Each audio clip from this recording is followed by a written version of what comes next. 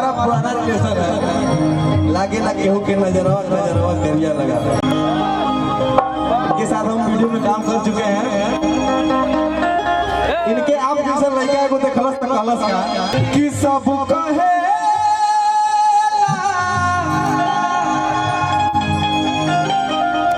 कि बहुत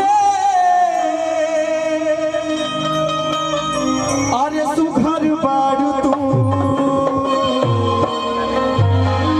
बताओ भाई भैया के जान ले बुका कि सब कहे कि बहुत अरे सुघर बारू तू लागे काची उमरिया काची। भैया मेरे साथ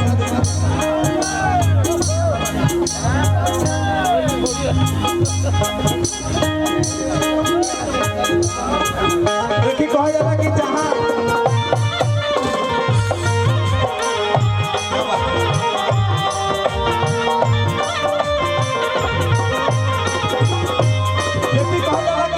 जहाँ देखे जैसा तैसा ना करो तो मरद कैसा।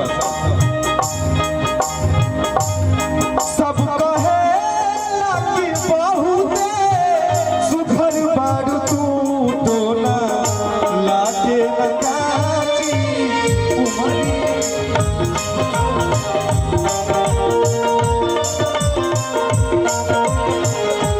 टोला लागे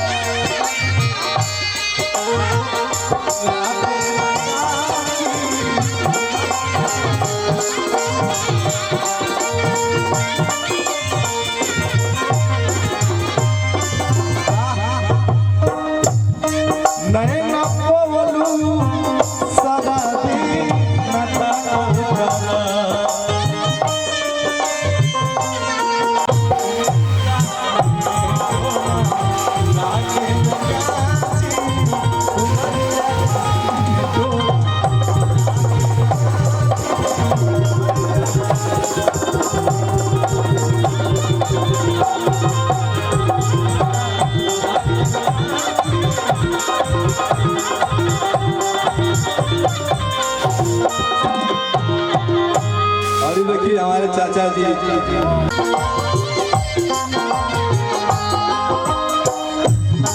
रुक के छत से ना झाकल करा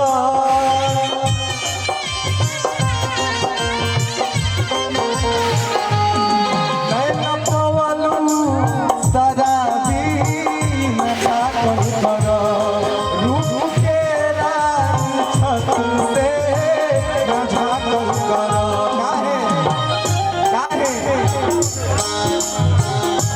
कि जेने ताकेलू अन्हारियों में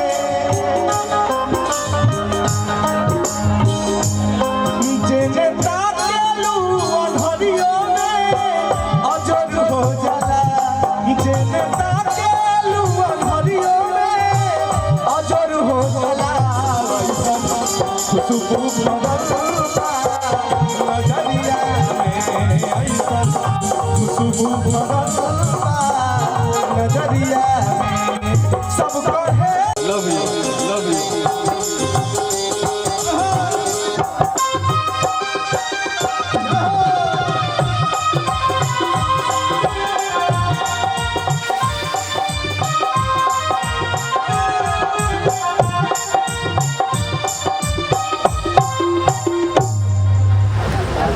अच्छा लगा था ना तो एक बार जोरदार ताली बजा के आशीर्वाद दे दी सबने।